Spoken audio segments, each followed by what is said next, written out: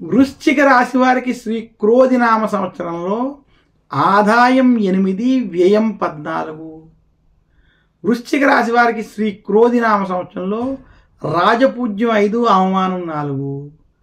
చిలకమర్తి పంచాంగరీత్యా దృక్ సిద్ధాంత పంచాంగ గణితం ఆధారంగా వృశ్చిక రాశి వారికి ఈ రకమైనటువంటి గోచార గ్రహస్థితి ఉంది. వృశ్చిక రాశి వారికి విశేషించి చతుర్థ స్థానంలో శని, అర్ధాష్టమ శని ఆఖరి భాగంలో ఉండడం. ఇక వృశ్చిక రాశి వారికి ఈ సంవత్సరం బృహస్పతి కొంత అనుకూలంగా వ్యవహరిస్తూ అనుకూలమైనటువంటి స్థితిలో ఉండడం.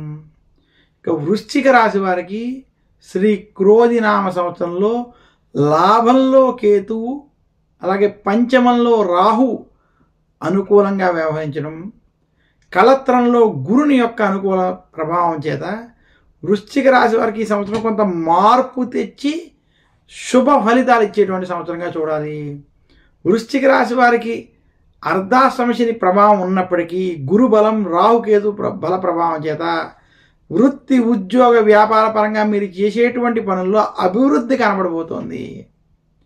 వృశ్చిక రాశి ఉద్యోగస్తులకు ఉద్యోగంలో మీకు ప్రమోషన్లు వంటివి కలిసి రావడం, సపోర్ట్ లభించడం, ఏవైతే అనేక సమస్యలు ఉన్నాయో వాటి నుంచి బయటపడేటువంటి స్థితి గోచరిస్తోంది. వృశ్చిక రాశి వారు గత కొంతకాలంగా ఏవైతే ఆరోగ్య సమస్యలు ఉన్నాయో ఆ సమస్యల నుండి బయటపడి లేదా మార్పు వచ్చేటువంటి స్థితి కూడా కనబడుతోంది. వృశ్చిక రాశి స్త్రీలకి శ్రీ క్రోధినామ సంవత్సరం కలిసి వస్తుంది. అనుకున్న పనులు అనుకున్న విధంగా పూర్తి చేస్తారు. వృశ్చిక రాశి నిరుద్యోగులకు ఉద్యోగ ప్రాప్తి స్పష్టంగా కనబడుతుంది.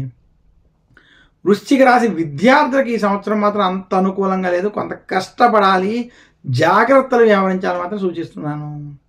వృశ్చిక రాశి రైతాంగానికి మధ్యస్థ ఫలితాలు ఉన్నాయి. వృశ్చిక రాశి రాజకీయ నాయకులకు ఈ సంవత్సరం అనుకూలమైనటువంటి ఫలితాలు ఉన్నాయి.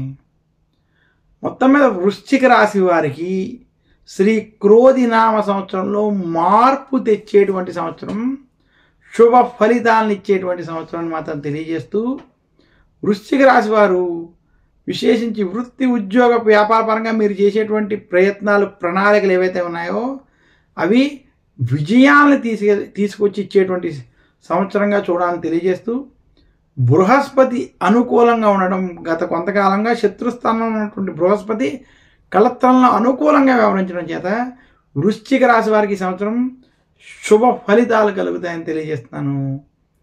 వృశ్చిక రాశి వారు శ్రీ క్రోధినామ సంవత్సరంలో మరింత శుభ ఫలితాలు పొందాలి అంటే దశరథ ప్రోక్త శని స్తోత్రం వంటి స్తోత్రాలను పఠించడం, శనివారం రోజు శనికి తైలాభిషేకం వంటివి చేసుకోవడం వల్ల మరింత శుభ ఫలితాలు కలుగుతాయని తెలియజేస్తున్నాను.